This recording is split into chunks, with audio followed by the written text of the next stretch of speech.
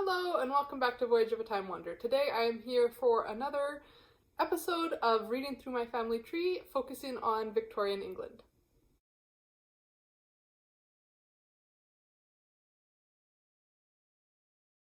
So I am wearing my family historian sweatshirt, which means it is time for another episode of Reading Through My Family Tree.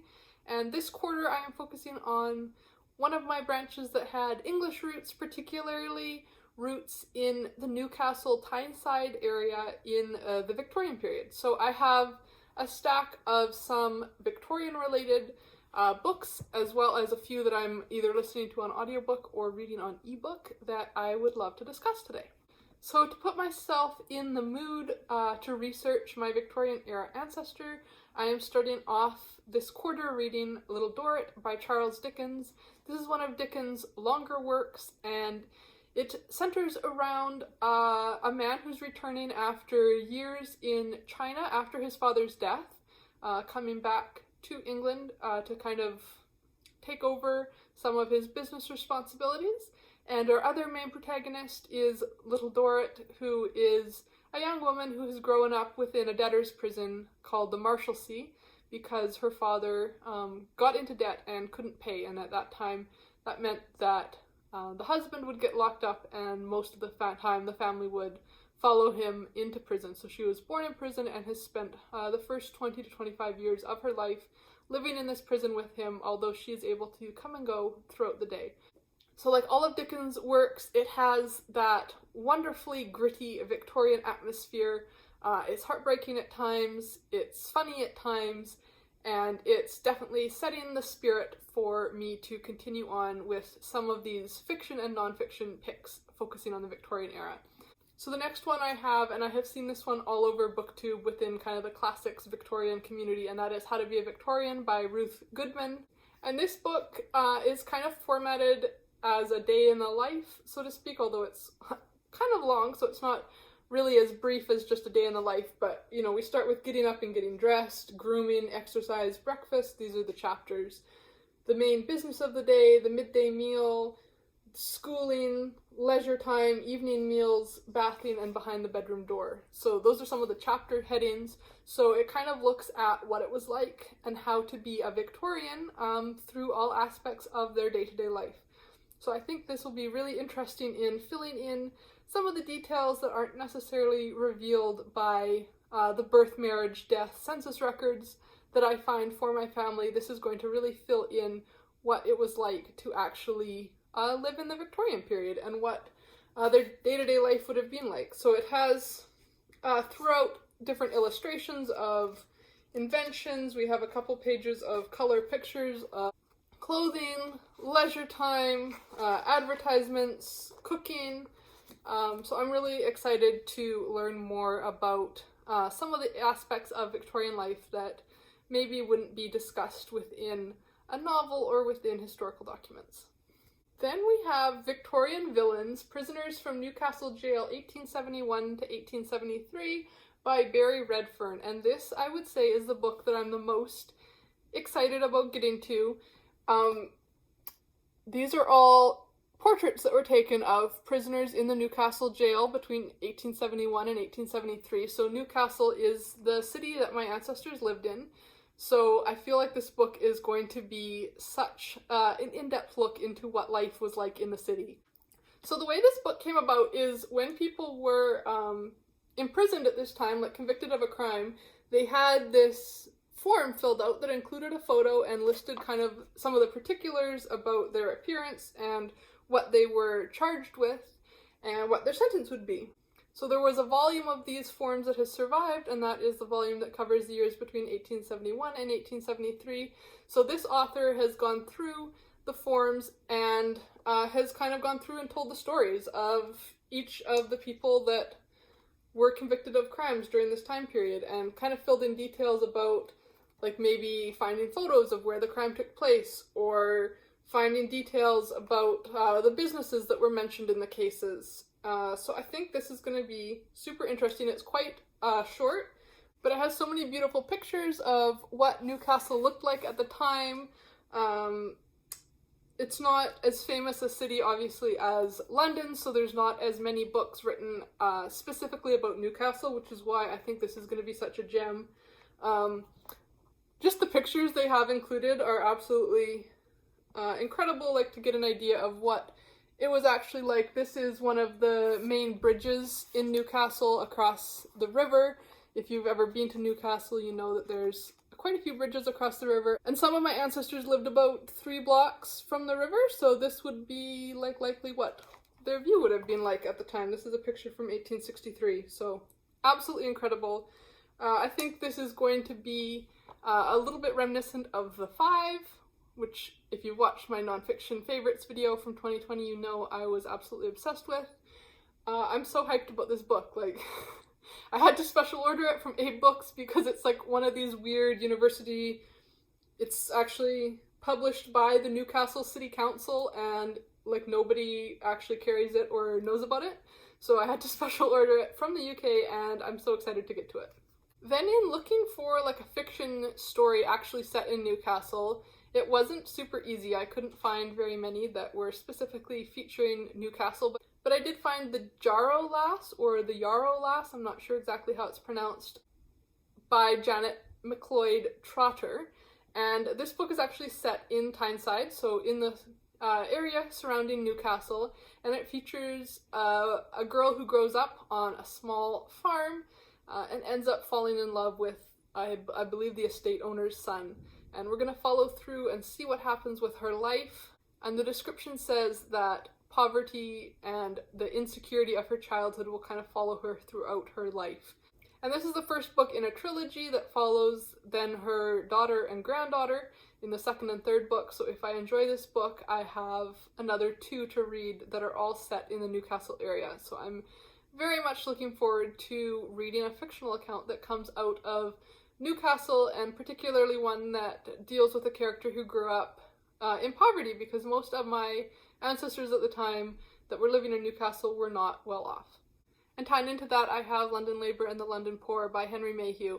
And this is a very famous study that was originally kicked off by a newspaper editorial by Henry Mayhew, and after that was published, he was asked to continue doing his research on the lower classes living in London at the time, and it turned into a multi-volume study. This is actually just an abridged volume that kind of has the highlights, but what I love so much about this and what makes London Labour and the London Poor so unique is that it contains quite a few interviews with people who are actually living in these conditions, doing these professions. So rather than just being report about living conditions at the time, which could be a bit impersonal and written from a perspective of someone who had no actual lived experience with this.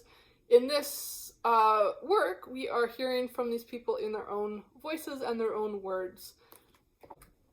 So each of these chapters is a different profession that was considered to be part of like the working class, lower classes at the time. And we have interviews and excerpts from each of these. What I was particularly interested in is the section on the rag and bottle shops and the marine store shops, which is on page 165.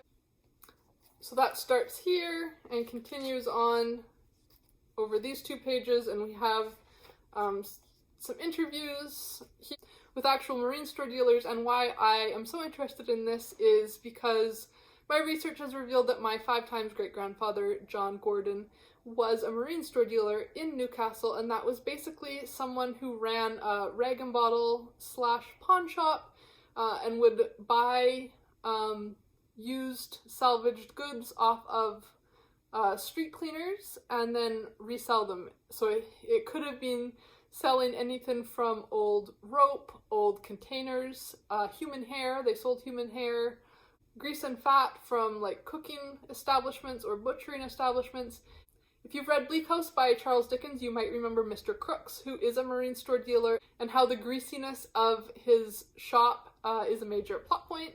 And marine stores were a bit controversial at the time from the newspaper articles I have read, because they were often associated with criminality, because criminals would come to sell their stolen goods to these shops. So when police investigations were taking place, they would often find stolen goods for sale in marine stores. And then there would be, you know, the back and forth between the marine store dealers saying that they had no idea these were stolen goods and weren't responsible for it, and the upper classes and the police being frustrated that they saw these shops as kind of facilitating crime in their communities. So in this chapter about marine store dealers, Henry Mayhew gives a description about a marine store that he visited in London, and then gives an interview with the shop owner. So he says, "I had some money when my father died. He kept a chandler's shop, and I bought a marine. I gave £10 for the stock and £5 for entrance and goodwill, and agreed to pay what rents and rates were due. It was a smallish stock then, for the business had been neglected, but I have no reason to be sorry for my bargain, though it might have been better. There's lots taken in about goodwills, but perhaps not so many in my way of business, because we're rather fly to a dodge. It's a confined sort of life, but there's no help for that. Why, as to my way of trade, you'd be surprised what different sorts of people come to my shop." So it's just full of gems like that, where people are describing their actual lives in their own words, which is, I think, really unique for the Victorian era. Then I have another fictional novel, and that is The Loving Spirit by Daphne DuMaurier, and this is actually her debut novel. And you know it's going to be a good book when it includes a family tree in the beginning. I absolutely love books that start off with a family tree. I love multi-generational novels, so I know that I'm going to love this one. And this book, it follows, I believe, 4 generations, starting with Janet Combe, and then through her children, grandchildren, and great-grandchildren. And Janet Combe has a restless spirit and longs for the adventure offered by a life at sea, but she ends up marrying and settling down, and so that restless spirit passes on down through generations of her descendants. And this book is supposed to be quite focused on nautical themes, sailors, ships, dockyards.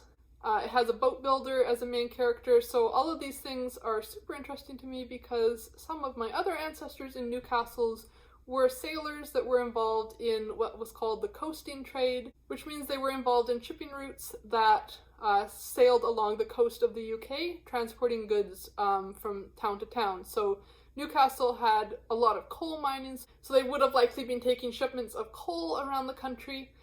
So one of my ancestors did actually work up to being a captain on a ship, but I also had other ancestors that were involved in aspects of the shipping trade, including boat building. So I think this book is going to be super relevant. It does take place in Cornwall, so that's like literally the other end of the UK, but it starts in the 1830s and works up to the 1920s. So it covers the Victorian period, and I think a lot of the elements of shipyards and the shipping industry will be relatable for me as I research my ancestors that were involved in nautical trades. And then lastly, on my Reading Through My Family Tree Victorian England TBR, I have Common People, The History of an English Family by Alison, and I have heard so many good things about this, and it's a bit unique on my TBR because it is actually focused on genealogy, not just being relevant to my genealogical interest, but actually being an account of this author as she traces through her family tree based in England. The description for this book says that it mixes family history and public social history, which sounds like it will be right up my alley. It has, as the title claims, a focus on common people. So her family was not famous figures in history. This is just her following what life was like throughout the 1800s and early 1900s. And it claims to reflect not just on the historical happenings of this time period, but also our deep-seated desire to know who we come from and what their lives were like. I've heard so many good reviews from this in family history circles that it deals with a wide range of people in working trades, including farm laborers, sailors, shoemakers, barrel makers, a whole host of trades that I also have in my family tree, and really celebrates their lives despite the many struggles that they had to go through just to be able to survive and provide for their families. So I'm very much looking forward to reading this book. I don't often read books that are actually about someone doing genealogy work. So I'm really looking forward to following along as Alison uncovers her family stories and the everyday heroes that are part of all of our families. So those are the books that are on my Reading Through My Family Tree Victorian England TBR. I'm going to be reading these books in April, May, and June, and I'm really looking forward to diving deeper into the Victorian era, particularly Victorian era Newcastle. And until next time, enjoy wandering through the pages of a good book. Bye.